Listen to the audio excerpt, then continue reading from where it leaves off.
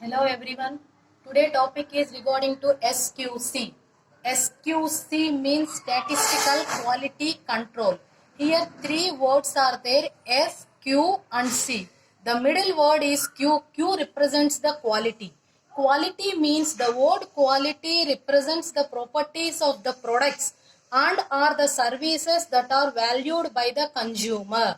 For example, the goods which are prepared in a factory before the consumer has to buy the product, the consumer want that the product is to be of good condition and the quality is of good condition.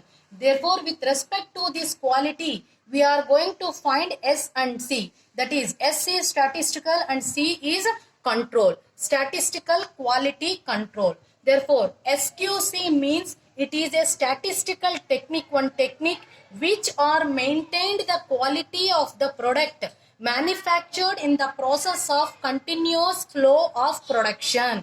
For example, you know that when you take a manufacturing unit, in that manufacturing unit always it is a continuous flow of production. Infinite number of goods are going to be prepared. Now what are the goods which are going to be prepared in that factory? After good is prepared, before it is going to be a consumer, the main task of the producer is to check that the quality of the quality of the product is good or bad. Therefore, in order to check that each and every good is difficult for us. Therefore, it is possible only for large number of big items like boilers, big machinery means you can check each and every one. But small number of items means to check each and every small values is difficult task for the producer. Therefore, with the help of the technique of SQC, therefore they can identify that whether the good is of good condition or bad condition. Therefore, SQC, the statistical quality control, can be divided of two categories. One is of process control, another one is of product control. Process control is a control. The main objective of this process control is for finding the production process is in control and maintain the statistical quality level. This idea is to be ensured that the proportion of defective items is not too large. And in the production process only, if you identify the defective, we can stop them there only. Therefore, we cannot continue further. This one we are calling it like a process control. This process control can be achieved through control charts. Next one is product control.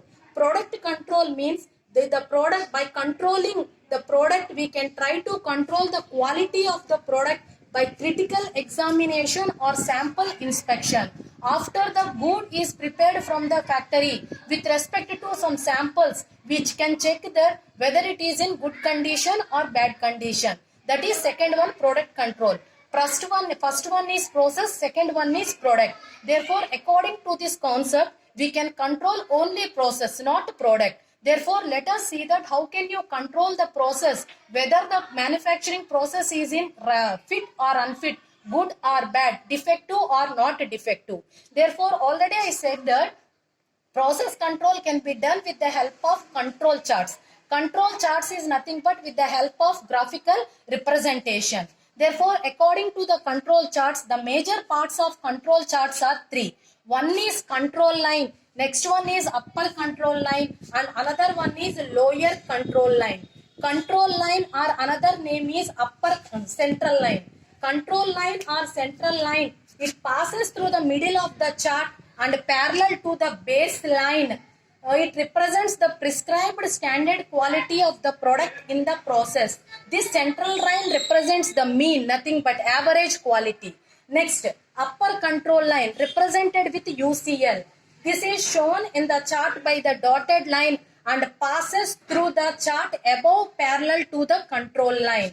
It always represents the upper limit of the points. Next one is LCL.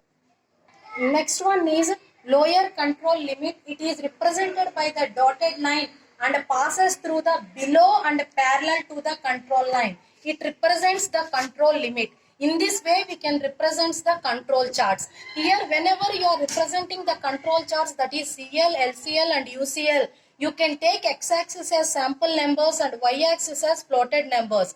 For your easy identification, I can take some sample values like 1 to 5 and plotted samples like 1 to 5. Depending upon the problem, you can take the sample numbers and plotted values. This is the brief description according to the SQC. Therefore, I hope so all of you understand. In the next video, I will continue with the techniques of SQC. Thank you.